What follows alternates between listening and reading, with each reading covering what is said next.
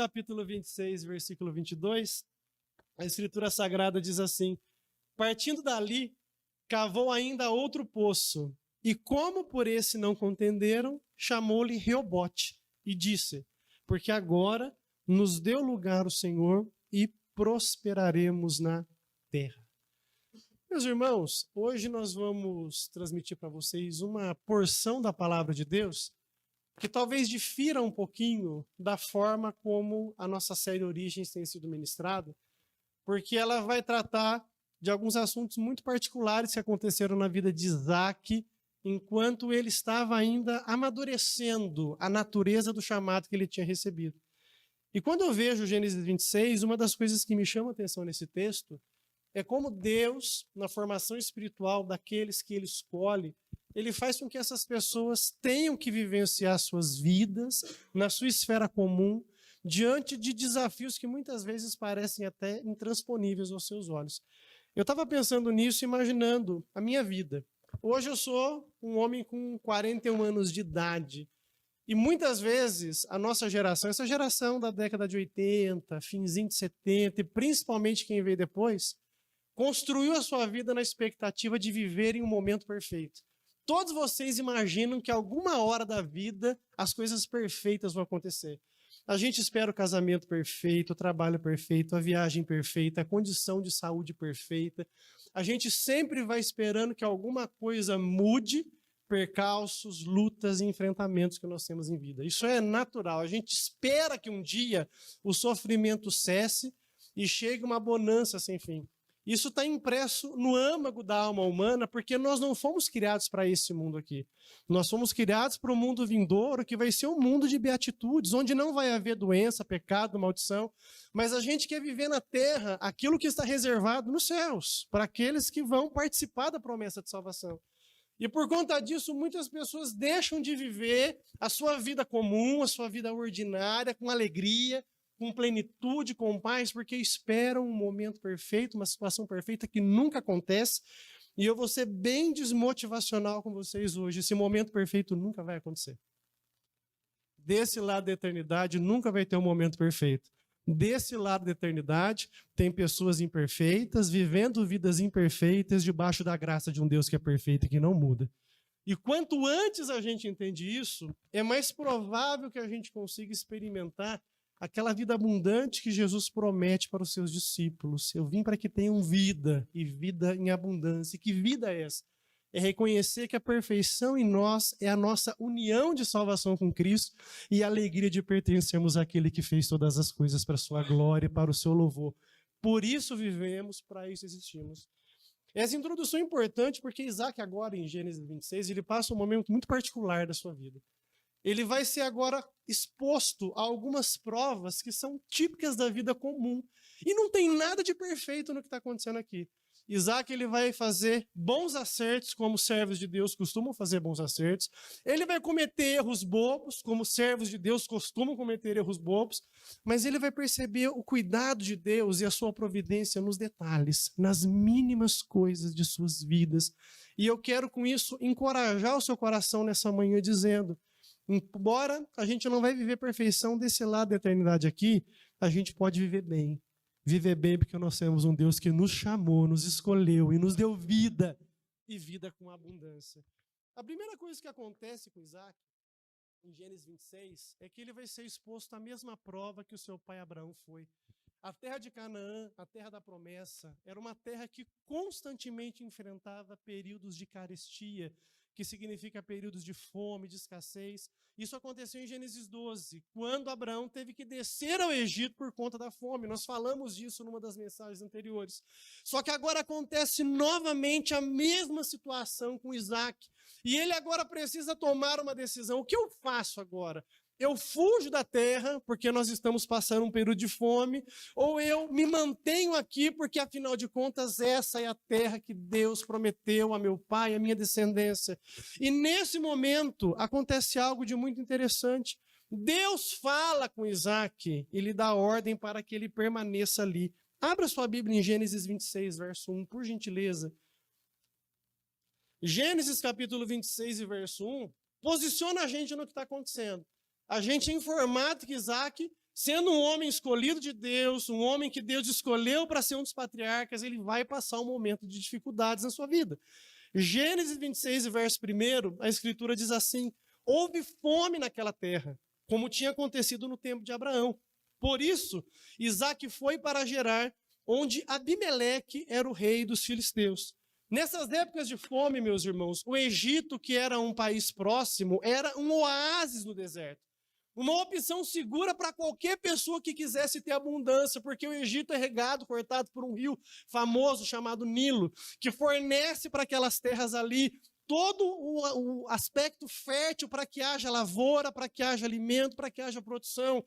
Então, escapar para o Egito era a melhor opção que Isaque tinha. O seu pai Abraão havia feito isso no passado.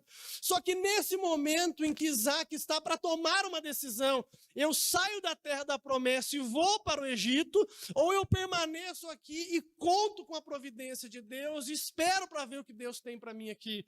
A palavra diz que Deus fala ao coração de Isaque e diz para ele: Isaque, você não vai descer para o Egito. Você vai ficar aqui na terra de Gerar. Você não vai escapar do problema, você vai enfrentar o problema.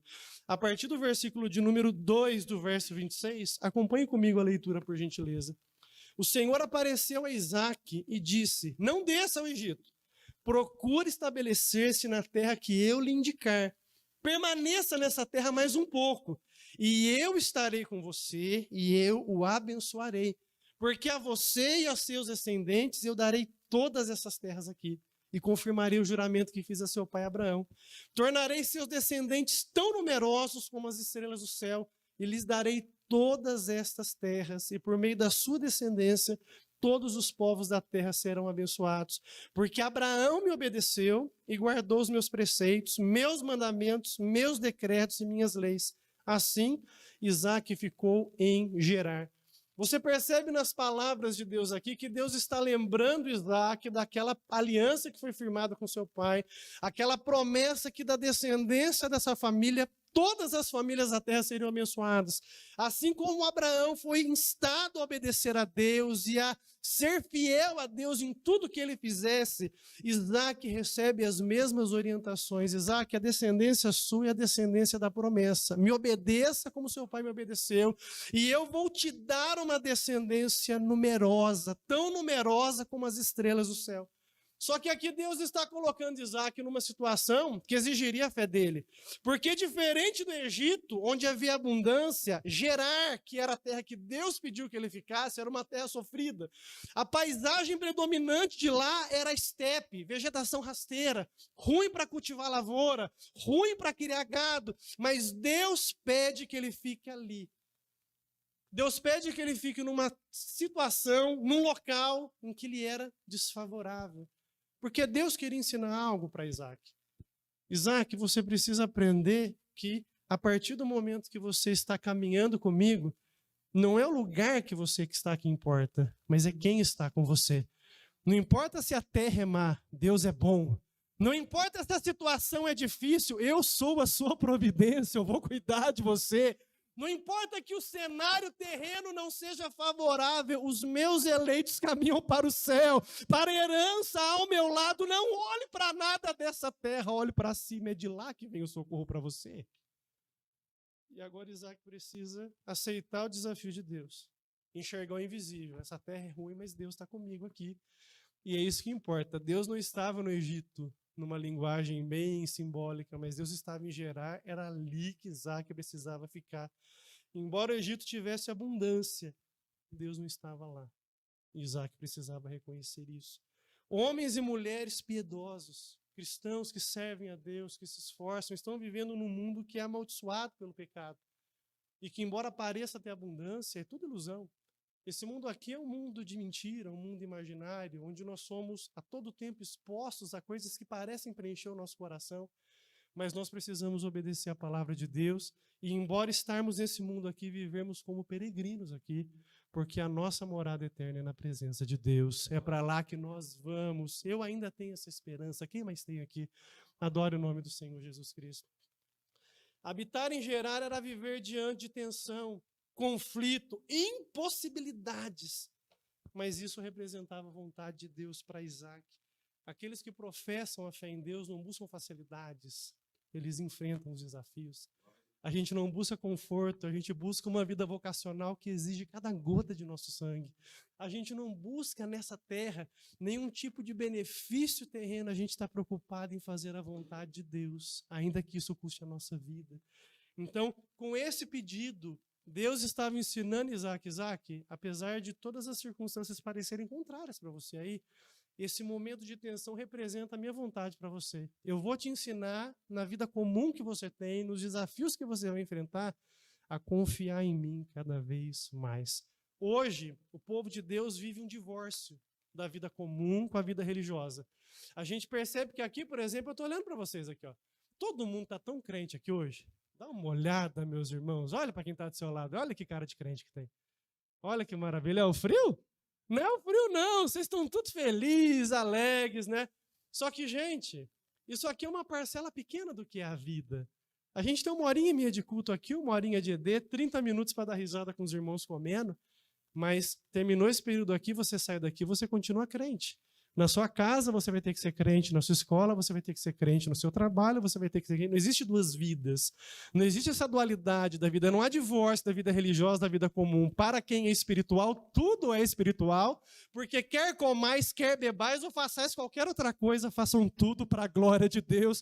A vida do crente é completa. Você pode glorificar o nome de Jesus? Eu não posso ter crente aqui desonesto nos meus negócios. Eu não posso aqui olhar para Deus e adorá-lo e na minha casa olhar pornografia e achar isso muito natural. A vida não funciona desse jeito. Deus deseja ser glorificado na nossa vida, nas minúcias, nos detalhes. Esse cristianismo raso dos nossos dias, que não exige renúncia, comprometimento, vida vocacional, consciência missionária, causaria vergonha nos primeiros cristãos. Como C.S. Lewis disse certa vez, se você procura uma religião que te deixe confortável, o cristianismo não é uma opção. A vida do cristão é difícil, mas há uma coisa interessante. Nós sofremos em vida, mas nós teremos gozo e paz no céu. Essa é a nossa perspectiva. Quantos esperam isso? Adorem o nome do Senhor Jesus Cristo. Jesus falou sobre isso em Mateus capítulo 16, do verso 24 a 26. Abra sua Bíblia. Se você espera uma vida com Deus só de conforto, só que me faz bem, só que eu estou feliz em fazer, olha, Jesus não é um camarada legal para você seguir. Jesus costuma colocar a gente em encrencas. Quem já foi colocado em encrenca por Jesus aqui? É o tempo todo. É o tempo todo. No trabalho a gente não mente, o gerente não gosta da gente. Na vida pessoal a gente é honesto, os amigos zoam da gente. Na vida familiar nós cultivamos a pureza, os amigos falam, ih, vai curtir a vida, aproveita. Não. Curtir a vida para a gente é fazer a vontade de Deus. Aquele que tem os meus mandamentos e os guarda, esse é o que me ama. Aleluia! Nós almejamos uma vida pura diante do Senhor, ainda que isso nos custe muitas coisas nessa vida. Então, o cristianismo não é religião de conforto. Olha o que Jesus disse. Mateus 16, do 24 ao 26. Então, Jesus disse a seus discípulos, se alguém quer ser meu seguidor, negue-se a si mesmo, tome a sua cruz, siga-me. Se tentar se apegar à sua vida, a perderá. Mas se abrir mão de sua vida por minha causa, a encontrará. Que vantagem há em ganhar o mundo inteiro, mas perder a vida? E o que daria o homem em troca de sua vida? Nossa vida é uma vida de renúncia. Isaac obedeceu a palavra do Senhor, trocou a ilusória promessa de abundância do Egito pela abundância que há em obedecer a Deus e tê-lo como Senhor. E essa atitude santa e sensata dele gerou nele um grande problema. Ele ficou na terra obedecendo a Deus e ali ele foi exposto a um teste de caráter ferrenho. E eu vou contar uma boa notícia para vocês. Ele falhou. Obedecer a Deus às vezes coloca a gente em encrencas, mas nesses processos a nossa musculatura espiritual vai sendo formada. A galera fitness fala sem dor, sem ganho. Isso vale para a fé. Quem aqui quer ser um cristão virtuoso? Levanta a mão. Quer fazer a diferença? Levanta a mão. Quer ver sinais e prodígios? Todo mundo quer, né? Prepare-se para passar pela moenda, para ser esmagado por Deus, para que o nosso orgulho morra e a genuína humildade nasça no nosso coração. Deus esmaga o nosso ego, mostrando para a gente que nós não somos, para que essa realidade faça a gente se lembrar de que Ele é. E nós podemos contar com a graça dele que nos levanta do lamaçal e nos coloca em lugares celestiais assentados em Cristo Jesus. Está lá Isaac obedecendo a Deus, fiquei em Gerar, estou felizão, não tem nada à esquerda nem à direita, só mato, não tem uma árvore aqui nessa terra, a vegetação aqui é rasteira, mas eu estou obedecendo a Deus. Pelo menos eu tenho Rebeca aqui comigo, que é formosa. E aí ele se lembrou que ele estava na terra de Abimeleque. E que o povo de lá, irmão Toninho, gostava de uma mulher formosa. E aí ele se lembrou das histórias que seu pai lhe contava. Ah, Abraão, quando foi para o Egito, ele falou que a minha mãe era a irmã dele. Já sei! Eu vou fazer exatamente o que o meu pai fez. E ele combinou com Rebeca. É o seguinte, se alguém perguntar se você é minha esposa, você fala que você é minha irmã. Senão eles vão me matar. Irmãos, quando o homem fracassa nos seus valores cristãos, na sua devoção, a primeira coisa que ele faz é pensar em proteger a si próprio. Você percebe que o pedido que Isaac faz a Rebeca, esse combinado, visava a proteção dele, não a proteção dela. Porque, independente se ela fosse esposa ou irmã, ela poderia ser cooptada por qualquer homem ali, tomada por esposa. Não importava a situação. Mas a preocupação de Isaac era proteger a sua carne, proteger a si próprio. Ele agiu num momento de orgulho, de egoísmo terrível, sem confiar na providência. Ele incorreu no mesmo pecado de seu pai. Ele fez exatamente igual. Gênesis 26, verso 7. Abra sua Bíblia, vamos ler esse versículo. Quando os homens do lugar lhe perguntaram sobre a sua mulher, ele disse, ela é minha irmã. Ele teve medo de dizer que era sua mulher, pois pensou, os homens desse lugar podem matar-me por causa de Rebeca, por ela ser tão bonita. Ele pensou em morrer, não pensou em Rebeca. E, obviamente, meus irmãos, isso trouxe problemas para ele. É triste imaginar, irmãos, que o pecado de Isaac seja um reflexo do pecado de seu pai. E isso gerou em mim uma preocupação. A gente lida hoje com uma geração diferente da nossa, né? Os filhos hoje são mais arretados, né? Quem tem criança pequena aqui, tem hora que você fala, misericórdia. Né? Jesus! Sangue e fogo, né, Abintes?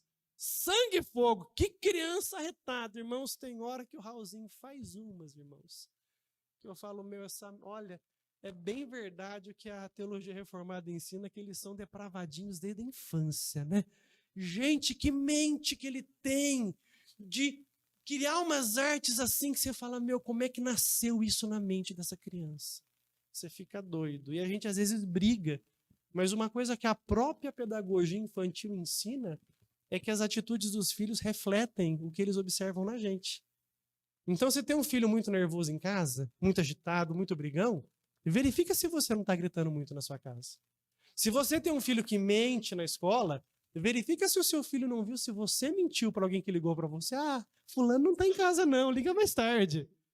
Qual que é a dificuldade para falar para quem liga para você e você não quer falar? Olha, eu não quero falar com você. Por favor, não ligue mais, desliga. Não, não está em casa.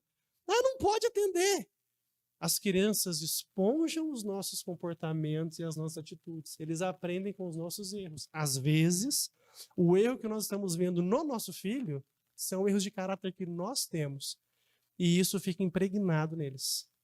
Como papai faz, mamãe faz, e eles são autoridades, porque Deus deu autoridade para a gente, eles acreditam que isso é o certo. Por isso que nós temos que ser crentes dentro de casa, irmãos. Dentro de casa a panela não pode voar.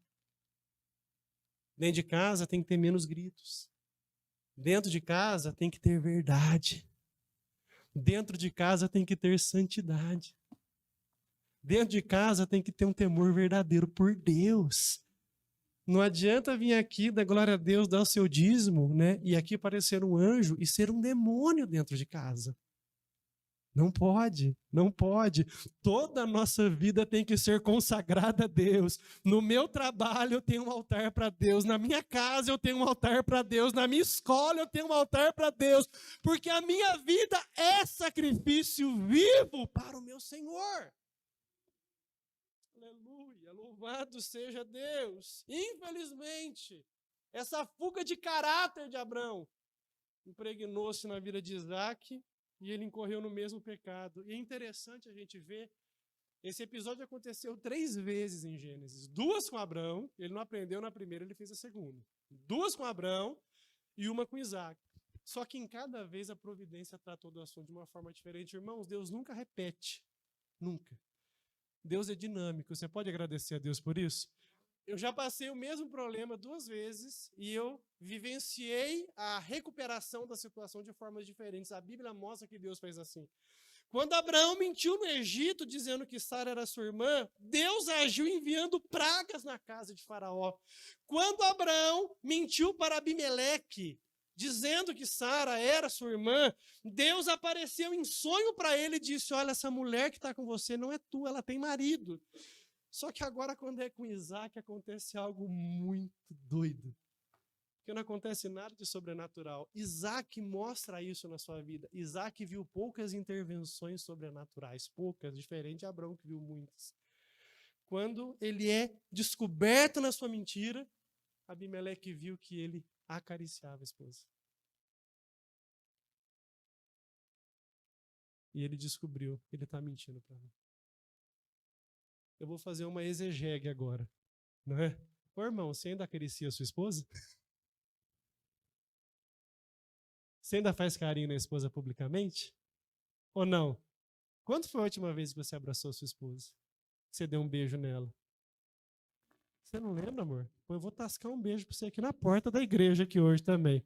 Só para você lembrar. A farsa foi descoberta num carinho. Gênesis 26, do verso 8 ao 9. Abra sua Bíblia, por gentileza. Isaac estava em Gerar, já fazia muito tempo. Certo dia, Abimeleque, rei dos filisteus, estava olhando do alto de uma janela, quando viu Isaac acariciando Rebeca, sua mulher. Então Abimeleque chamou Isaac e lhe disse, na verdade, ela é tua mulher. Por que me disseste que ela era tua irmã? E Isaac respondeu, porque eu pensei que poderia ser morto por causa dela. Essa situação triste terminou com uma dura lição, que acontece com a gente muitas vezes. O ímpio precisa repreender o justo, porque muitas vezes nós não vivemos à altura da justificação que nós temos. Muitas vezes a gente não vive à altura da fé que nós recebemos de Deus. Isso serve de exemplo para nós que tememos a Deus. Nós precisamos nos esforçarmos para vivermos uma vida irrepreensível. Irmão, ser irrepreensível é impossível. Todos nós temos pecado, mas devemos lutar para melhorar a cada dia. Amém, meus irmãos? A graça que salva é a mesma que nos ensina a mortificar o pecado. Você pode glorificar a Deus por isso? Precisamos ter essa mentalidade sempre. Gênesis 26, do verso 10 ao 11, Abimeleque dá uma lição em Isaac. Está escrito assim na Escritura. Tens ideia do que nos fizeste?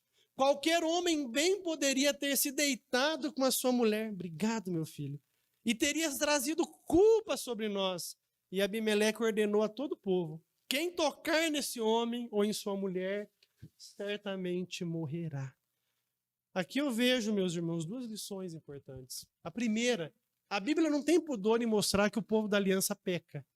Mas a gente tem uma mentalidade tacanha, pensando que a gente nunca erra, que a gente nunca falha, que a gente sempre tem razão. Eu me recordo nos meus muitos anos no pentecostalismo que era normal os irmãos mais espirituais dizerem assim, olha, quem tem o Espírito Santo não erra. Não fica enganado, não é? Deus vai dirigindo a gente. Não, vai dirigindo, mas vai dirigindo enquanto a gente faz muita burrada. Nenhum de nós aqui vive vida perfeita. E nós temos que ter consciência disso. A Bíblia não ocultou os erros de nenhum dos heróis da fé.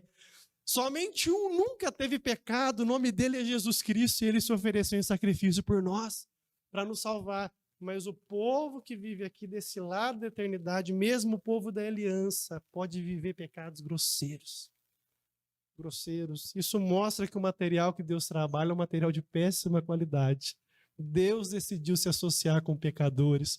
Por alguma razão que a gente vai entender na eternidade, Deus entende que ao se associar com pecadores, ele é mais glorificado. Eu não entendo Deus, mas que bom que ele fez isso, porque somente assim eu poderia estar na presença dele. Porque a justiça de Cristo em mim me torna aceitável diante de Deus. Você pode agradecer ao Senhor por isso? E você precisa se reconhecer como tal. Irmãos, hoje nós ouvimos uma coisa tão interessante na nossa escola de discípulos, quando foi mostrado para nós ali na exposição da aula, que somente quando a gente entende o tamanho da nossa incapacidade, inaptidão e a distância nossa com Deus, que o cristianismo de fato começa. Nós ouvimos muitos anos de sermos pessoas bola cheia. O tempo todo era mostrado para nós um cristianismo de pessoas perfeitas, super-heróis da fé. Mas o material que Deus trabalha é de pecadores que foram justificados pela fé em Jesus. Como Martinho Lutero disse, simultaneamente justos e pecadores. Você não é a última bolacha do pacote, você não é a casinha favorita. Você é um pecador salvo pela graça. Então desça a esse ponto, ao invés de olhar para Deus e falar, Deus, eu sou o cara, eu sou melhor que o Vini, por que o Senhor não responde a minha oração? Ore como aquele publicano no templo, Senhor, tem misericórdia de mim, que sou homem pecador. Nós não podemos viver o cristianismo pensando que somos alguma coisa, isso vale para tudo, irmãos. Para tudo. Uma verdade que nos torna chatos deve ser questionada. O fato de entendermos a Escritura e termos uma percepção particular dela para a glória de Deus, termos sido iluminados para entendermos melhor a essência do Evangelho, não deve nos tornar pessoas chatas.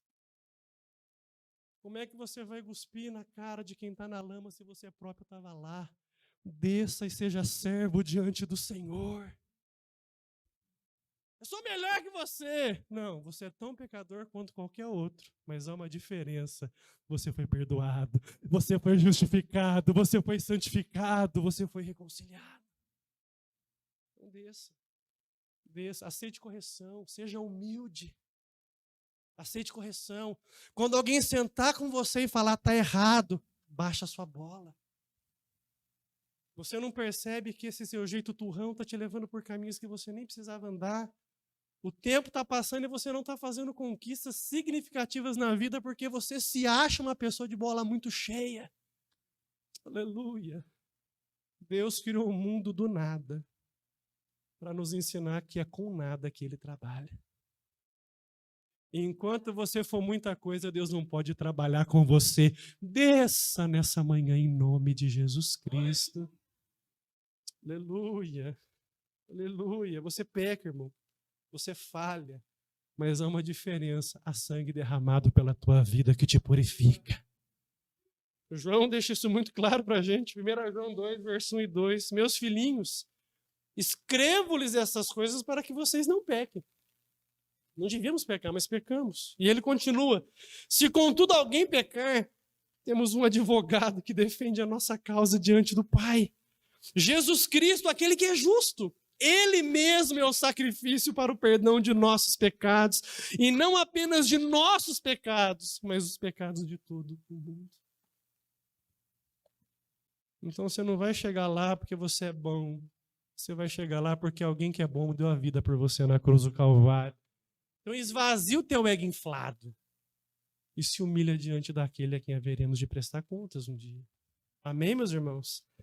A segunda coisa que a gente precisa entender, à luz desse episódio particular de Isaac, é que nós somos a Bíblia que o mundo vai ler. Irmão, a gente às vezes quer enfiar isso aqui na cabeça das pessoas. Não funciona assim, o Evangelho tem que ser revelado ao coração. Nós pregamos aos ouvidos esperando que Deus pegue a mensagem do ouvido e leve ao coração. Mas existe uma Bíblia que todo mundo está lendo na nossa vida. As pessoas estão olhando para você. Você não tem noção disso. Mas as pessoas estão olhando para você. Elas percebem o jeito que você trata a sua família, que você trabalha, que você se comunica, que você estuda. As pessoas estão de olho na gente. Elas querem descobrir porque nós somos alegres, felizes. E elas querem encontrar em nós um testemunho de alguém que foi salvo pela graça de Deus. Então, se nós somos a Bíblia que o mundo vai ler, que capítulo será que eles estão lendo nas nossas vidas? Qual a história a nossa vida está contando? A história de alguém que amou Jesus, foi fiel a Ele, se esforçou para obedecê-lo? Ou a história de alguém relapso, relaxado, preguiçoso, apático, que não se importava com aquilo que Deus é e com aquilo que Cristo fez ao morrer por nós na cruz. O que as pessoas estão lendo na sua vida? Abimeleque leu na vida de Isaac um homem sem caráter mentiroso. Que Deus tenha misericórdia, que na nossa vida seja lido o seguinte: Jesus Cristo é o Salvador de todos os homens. Amém? 1 Pedro 3,16 fala isso. Faça-no, porém, de modo amável e respeitoso. Mantenham sempre a consciência limpa. Então, se as pessoas falarem mal de vocês, ficarão envergonhadas ao ver como vocês vivem corretamente em Cristo Jesus. Amém, meus irmãos? Tem glória a Deus nessa hora ou não tem? Ontem eu brinquei aqui com as irmãs que o culto hoje ia ser pentecostal e elas pensaram que ia dar uns pulos aqui e dar umas rajadas de língua. Não é. É que hoje nós vamos apertar um pouquinho. Então, aperta o cinto aí que estou só começando. Tem um pouquinho para falar e eu preciso entregar tudo que Deus me deu. Então, aguenta. Não precisa me abraçar na porta no final do culto, viu? Pode ficar tranquilo. Mas eu vou entregar o recado de Deus para vocês. Amém? Aí, meus irmãos, aconteceu esse episódio. Isaac está todo machucado porque ele aprontou, errou. Mas ele tem que viver. A terra não é boa. A terra lá não prospera de jeito nenhum. Mas ele não pode ficar de braços cruzados. Ele precisa viver na terra que Deus mandou ele viver, independente da situação que está acontecendo ali. E a Bíblia fala que ele então foi plantar na terra. E quando ele plantou na terra, aconteceu um negócio do céu, um resultado magnífico. Houve uma colheita de 100 por 1, e a Bíblia fala, isso aconteceu porque o Senhor o abençoou. Foi uma bênção tão grande, meus irmãos, que a riqueza de Isaac se multiplicou. Isso, obviamente, não é base para pregarmos teologia da prosperidade. Aqui nós estamos vendo um patriarca que está adquirindo patrimônio porque ele vai ser uma grande nação e essa nação vai se estabelecer. Deus fez isso soberanamente com ele porque o seu povo precisaria dos recursos que essa família teria para se estabelecer na terra. Isso não é uma promessa absoluta, mas de fato, Deus costuma abençoar o trabalho do seu povo. Uma das formas de Deus mostrar à sociedade a qualidade da nossa fé e a verdade do Evangelho é quando nós vivemos vidas equilibradas e temos dignidade na vida que nós vivemos. Isaac viveu isso. Gênesis 26, do verso 12 ao 14, é um testemunho do que aconteceu com ele. Isaac formou lavoura naquela terra. E no mesmo ano colheu a 100 por 1, porque o Senhor o abençoou. O homem enriqueceu. A sua riqueza continuou a aumentar até que ele ficou riquíssimo. Possuía tantos rebanhos e servos que os filisteus o invejavam. Ô, irmão, se eu falar aqui hoje que Deus vai prosperar vocês, enriquecer, vocês vão levantar a mão, tomar posse, declarar a vitória, ainda é capaz de dar 3 pisadas no chão, assim, terra. É tudo que eu estou precisando. Quem precisa de dinheiro aqui? Levanta a mão, além do pastor Sérgio. Não é? Todo mundo quer, né? Cruz ninguém quer, dinheiro todo mundo quer. Só que sabe o que aconteceu? A riqueza de Isaac foi uma maldição para ele. Porque trouxe problemas. Irmãos, aos 41 anos de idade, 14 quase casado, eu já vivi períodos de mais restrição financeira e já vivi períodos de mais abastança. Experimentei. Eu me recordo quando nós casamos, já contei isso aqui, a gente teve que escolher se ia ter geladeira ou televisão. Como a gente era muito crentão naquele tempo, é claro que a gente escolheu geladeira porque TV não ia fazer falta para nós naquele tempo. A gente não achava que TV era do diabo, do pecado, não podia assistir. Então... então, não tinha Netflix naquele tempo, né? Entre alugar DVD e tomar água gelada, vamos tomar água gelada. Minha mãe ficou com pena e emprestou TV pra gente. Demorou um ano pra gente terminar de pagar a geladeira para ir fazer a prestação na TV, irmãos, um tempo de restrição. Hoje você tem crédito, você vai lá, você passa cartão, né? E você vai, quando você vê, meus irmãos, a fatura do cartão dá uma distância até a lua, de tanto que tu gastou, não é? Mas eu falo para minha esposa que nós éramos mais felizes naquele tempo. Apesar de restrições financeiras, não é? Não faltava oração, não faltava Bíblia, não faltava comunhão com Deus. Às vezes vocês pensam que tendo dinheiro os problemas de vocês vão ser resolvidos. Não vão. O problema do homem não é a ausência de dinheiro, é a ausência de Deus. O que resolve os nossos problemas aqui dentro é comunhão com o Criador. Esse é detalhe. Quando Isaac enriqueceu, a primeira coisa que ele teve que enfrentar foi inveja. O povo invejou ele. Irmão, vocês não precisam ficar preocupados com olho gordo, não, viu? Tem uns crentes, uns supersticiosos, né? Não vou falar que eu comprei porque o Jean vai fazer olho gordo para mim, meu carro vai quebrar. Irmãos, essas coisas não pegam em crente, irmãos. Viu? Deus falou assim lá para Israel, olha, na tenda de Jacó não vale encantamento. Não é? Você é protegido por Deus. Macumba não pega em crente, olho gordo não pega em crente, maldição não pega em crente. Tudo foi desfeito quando ele sangrou na cruz por cada um de nós. Nós somos abençoados. Você pode agradecer a Deus por isso? Então não fica preocupado com olho gordo, fica preocupado com as más atitudes de invejoso, porque eles fazem. Vem para cima, fala mal, fala que você está roubando, fala que você está sendo desonesto. E isso pega na gente. Palavras de pessoas invejosas. Agora, que isso movimenta a nossa vida negativamente, espiritualmente, isso é uma falácia. Mas ele teve que se lidar com a inveja. A inveja é um sentimento maligno, insatisfação com a felicidade de outra pessoa, insatisfação com prosperidade alheia, desejo de ter aquilo que é do outro, ou ser quem ele é. Irmãos, e às vezes a gente não se dá conta que isso pega no crente. Tem crente que é invejoso. Eu vou falar uma coisa para você, segura na cadeira. Inveja é um pecado gravíssimo. Inveja é elencado nas obras da carne. Na mesma linha que fala da embriaguez alcoólica, se fala da inveja. Os crentes demonizam o consumo alcoólico moderado, mas acham a coisa mais simples do mundo ter inveja do irmão. Nossa, mas a Lu hoje teve 2 oportunidades. Ela cantou e ela orou, e eu sentada aqui, ninguém me vê. Invejoso. Nossa, mas o Jean acabou de chegar. Já vai trabalhar aqui, e eu estou aqui, o pastor Sérgio nem está vendo que eu estou aqui. Invejoso. Esse pecado seu é obra da carne, é pecado grave. Afeta a sua comunhão com Deus. Aleluia. Fica lá vendo as viagens paradisíacas dos influencers. Nossa, estou servindo a Deus, sou fiel, dou meu dízimo. Né? E eu mal amava o Pavalinhos, o influencer, é um pecador, está lá na Grécia. Está lá naquela ilha lá, azulzinha e branquinha. Pô, isso que é vida. Invejoso.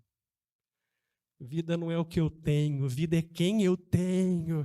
Eu posso morar de aluguel, mas se eu tenho Deus, eu tenho morada. Eu posso ter boletos, mas se eu tenho Cristo, a dívida foi paga.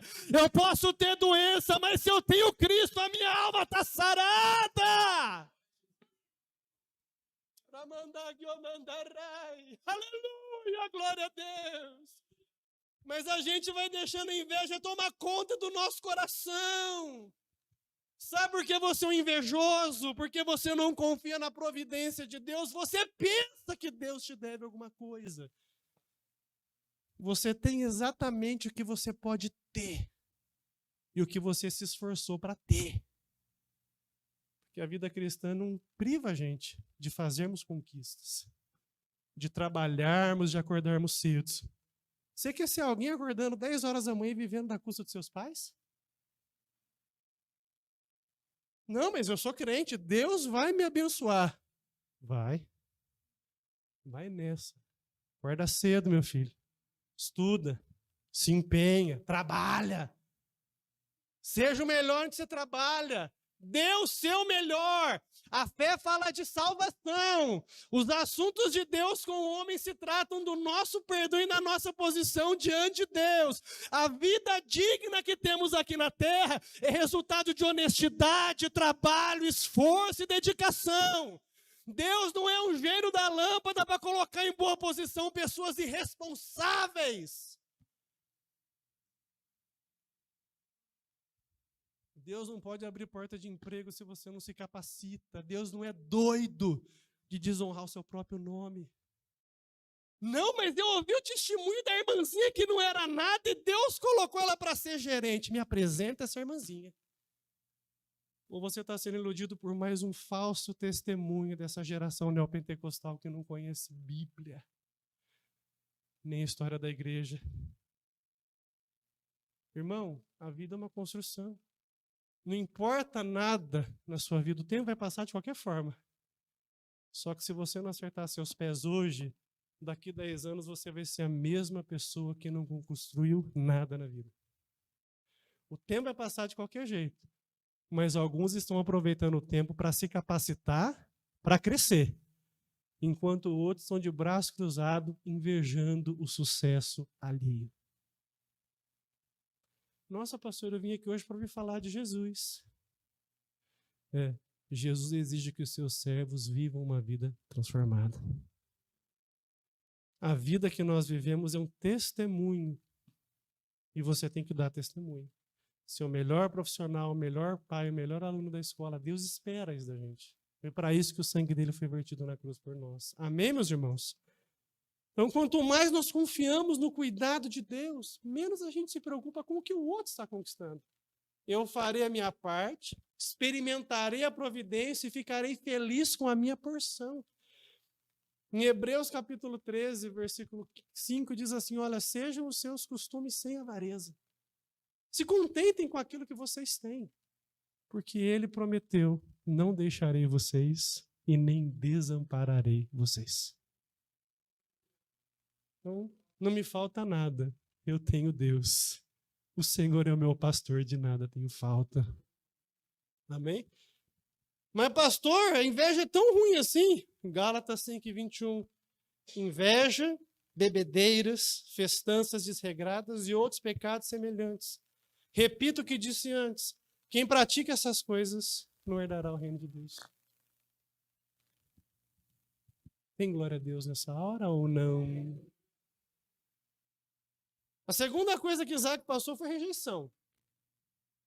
Ele se esforçou, cresceu, foi abençoado, tiveram inveja dele. O segundo problema foi rejeição. Motivados, não é? Por um ódio por aquilo que estava acontecendo com Isaac, o povo da terra colocou ele para fora. Colocou ele para correr. Gênesis capítulo 26, verso 15 e 16. Abra sua Bíblia, por gentileza. A Escritura diz assim: estes taparam todos os poços que os servos de Abraão, pai de Isaac, tinham cavado na sua época, enchendo-os de terra. Então Abimeleque pediu a Isaac: sai de nossa terra, pois já é poderoso demais para nós. Cai fora, Isaac, não queremos você aqui mais. Não dá para conviver com você. Irmão, você está pronto para ser rejeitado pela sua fé em Deus? Você está pronto? A gente não pode esperar ser honrado em um mundo que rejeitou o nosso Salvador. Quanto mais parecidos nós nos tornamos com Cristo, mais nós seremos rejeitados. O problema de Cristo não eram as mensagens de amor que ele dizia, mas a verdade absoluta que ele pregou. E isso, aquela audiência não podia suportar. Não podia suportar. Por isso que o Cristo das igrejas hoje é um Cristo moralista. Né? Porque moral todo mundo gosta. Né? Qual é a força hoje das campanhas políticas conservadoras? O moralismo morto. Dizem que o problema do mundo é a ausência de virtude. Por que o progressismo hoje atiça o coração de tantos jovens incautos? Porque ele diz que o problema do mundo é a desigualdade. Então, para uns o que falta no mundo é oportunidade, para outros o que falta é virtude. Mas o que a Bíblia diz que é o problema no mundo? Todos pecaram e destituídos estão da glória de Deus. O problema do mundo não é falta de oportunidade nem falta de virtude. É o pecado que está em nosso coração e nos coloca em oposição com Deus. Disso vem todos os nossos problemas. Por isso os cristãos não transitam em ideologias políticas. Não é? Por isso que aqui vocês veem que nós não temos esse tipo de movimento. Recentemente um membro nosso foi consultado se podia trazer alguém aqui. Né, Márcio? Trocaram uma ideia com o Márcio. Pastor Serginho, a gente pode ir lá fazer uma visita. Aí o Márcio, que já é, né, IPR na veia, né, falou, se eu fosse você, eu não aparecia lá, não. Nem vai, come lá, é meio bravo, não é? Olha o Facebook agora, o show de horrores que tá. É um horror, né? Pessoas que deveriam estar anunciando o evangelho, mostrando bem grande o número, né? O número deles para serem votados. Que vergonha. Que vergonha. Que vergonha. Perdemos a nossa vocação profética. Queremos transformar o mundo na força da democracia e não no poder de Deus com o evangelho, justiça de Deus para todo aquele que crê, que Deus tenha misericórdia de nós, por tamanho traje. A terceira coisa difícil que Isaac passou, coisas comuns, limitação. Irmãos, ele tinha potencial para crescer, mas ele estava numa terra que não rendia. Mas ele confiou em Deus. E eu fiquei aqui maravilhado com algo. Irmão, Isaac não orou para ver a situação mudar. Ele trabalhou. Isso é muito bonito. Isaac começou a cavar poços. Cavar poço é um trabalho difícil, irmãos. Complicado. Você tem que perfurar o solo até achar o veio de água. Você pode encontrar rocha, entulho, muitas coisas, mas ele foi cavar poços. Se a terra não está dando os recursos que eu preciso, eu vou buscar água pura, eu vou pagar o preço por isso. E ele foi trabalhar. Abriu o primeiro poço, achou água. O pessoal lá de Abimeleque contendeu com ele. Essa água é nossa. Não fica com ela, não. Ele não ficou tristinho, não. Tem hora, irmãos, que a gente ouve o não e fica bicudo. Tem hora que a gente toma um puxão de orelha e fica bicudo. Ele não. Pegou o primeiro poço, eu vou cavar o segundo. Cavou o segundo e contenderam com o homem de novo. Esse poço é nosso, não é seu, não. Ele não fez, não vou mais na igreja, não. Não vou buscar Deus mais, não, porque estão pegando meu pé, não. Ele foi cavar o terceiro poço.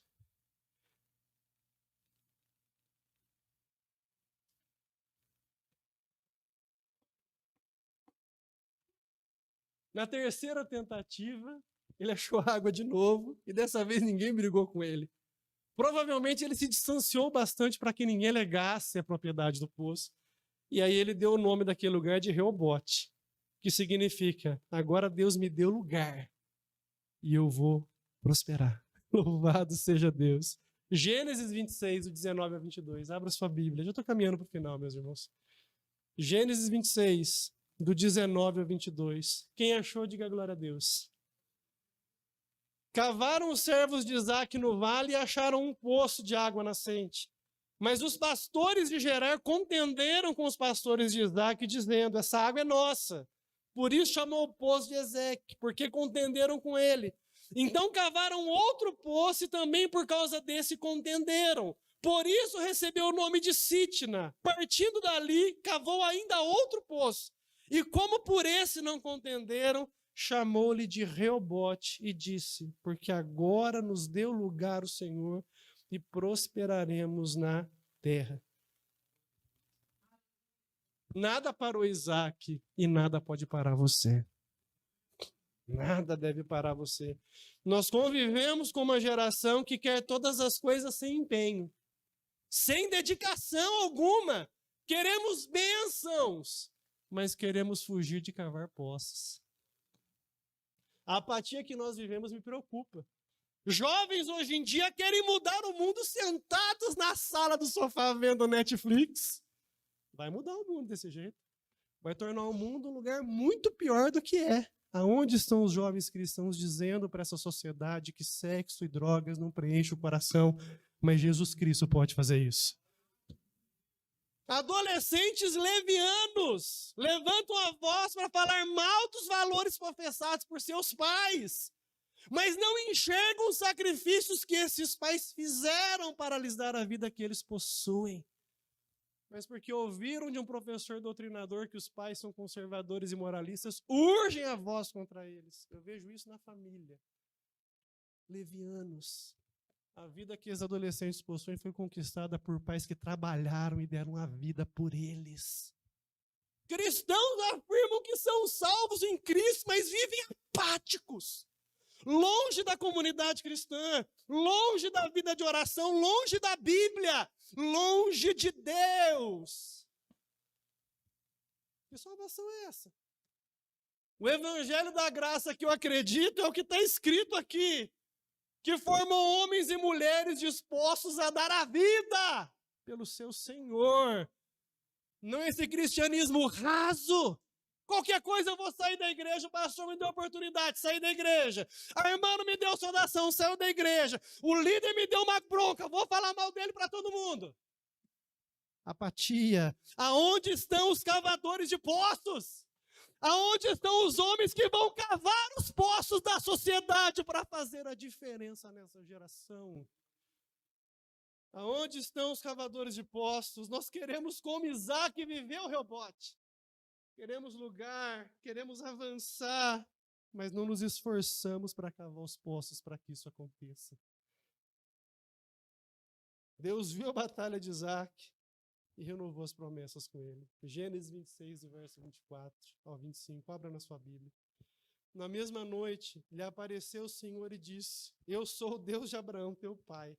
Não temas, porque eu sou contigo. Abençoar-te-ei e multiplicarei a tua descendência por amor de Abraão, meu servo. Então levantou ali um altar e, tendo invocado o nome do Senhor, armou sua tenda. E os servos de Isaac lhe abriram ali um poço. Quarto poço aberto. Deus falou com ele e ele não aquietou. Eu vou continuar trabalhando e vivendo porque Deus me fará prosperar.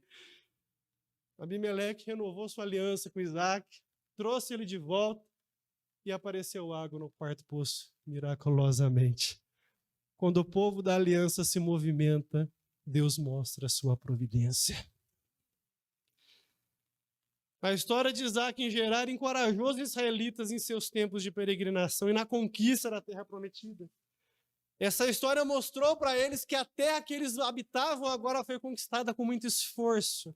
Foi uma lembrança histórica para eles que eles conquistariam a terra com dores e com sofrimentos, mas que Deus estaria com eles na sua peregrinação. E esses princípios norteiam também a nossa vida de cristãos seculares. A promessa de salvação não vai livrar a gente de batalhas. Você vai ter que trabalhar, pagar boleto, fazer crediário, pagar suas contas, manter o nome limpo, guardar-se incontaminado no mundo. Essa é a vida cristã. Se você não está pronto para esse nível de comprometimento, o cristianismo não é para você. Não dá. Não tem jeito. No mundo tereis aflições, mas tende bom ânimo. Eu venci o mundo. A nossa jornada é pesada, você sente isso na pele, mas tenha certeza de uma coisa, meu irmão, você pode falar como salmista: ainda que eu ande pelo vale da sombra da morte, eu não vou temer, porque tu estás comigo, a tua vara e o teu cálice transbordam na minha vida, me trazem consolação. Então se prepara para cavar poços e se prepare para viver providência de Deus na sua vida, para a glória do nome de Jesus. Enquanto eu meditava nesse texto e testemunhava na leitura a insistência de Isaac em obedecer a Deus, eu me lembrei de que a vida de Isaac em muito se assemelha à vida de Cristo. Há muitos contrastes interessantes. O primeiro, a Bíblia afirma que Isaac negou que Rebeca fosse a sua esposa para preservar a sua vida. Cristo, nosso Salvador, contudo, entregou a sua vida para preservar a sua esposa. Que diferença, né? Efésios 5:25, Cristo amou a igreja e a si mesmo se entregou por ela. Glória a Deus. Assim como Isaac recebeu ordens de Deus para ficar em Gerar, uma terra não favorável ao cultivo, Cristo foi enviado a um mundo amaldiçoado pelo pecado, completamente infrutífero. Mas ali ele deu sua vida para fazer essa terra seca ser uma terra que produz frutos para a glória do nome do Senhor. 1 Timóteo capítulo 1, versículo 15, fiel é essa palavra e digna de toda aceitação, que Cristo Jesus veio ao mundo para salvar os pecadores, dos quais eu sou o principal. Quando Cristo chega na terra seca, essa terra frutifica para a glória do nome de Jesus. Isaac cavou fundo para obter água potável para sua família, para sua lavoura. Que cenário lindo para falar da dureza e da aridez do nosso próprio coração. Seu coração é sujo, querido. É um coração repleto de pecados, de paixões que você não controla, de tantas coisas horrorosas. Jesus falou isso. Jesus disse em Mateus 15, do verso 18 ao 20, mas o que sai da boca do homem vem do coração, e é isso que o contamina, porque do coração procedem maus desígnios, homicídios, adultérios, prostituição, furtos, falsos testemunhos, blasfêmias. São estas as coisas que contaminam o homem. O seu coração era esse poço sem água, todo entulhado, mas o nosso Salvador Jesus veio dinamitar o entulho do nosso coração. Ele veio cavar bem fundo, porque ele não reforma, ele transforma. Ele cavou bem fundo para tirar do seu coração todo o pecado, todo o ódio, toda a dor, tudo aquilo que impede que rios de água viva fluam do seu coração. Ele arrancou brutalmente do nosso coração aquilo que não existe para a sua glória. E ele fez isso para que de dentro de nós fluam rios de água viva, rios de água viva, rios de água viva. Isaac achou água naquele poço e Cristo fez nascer água viva no coração do seu povo eleito. Aleluia.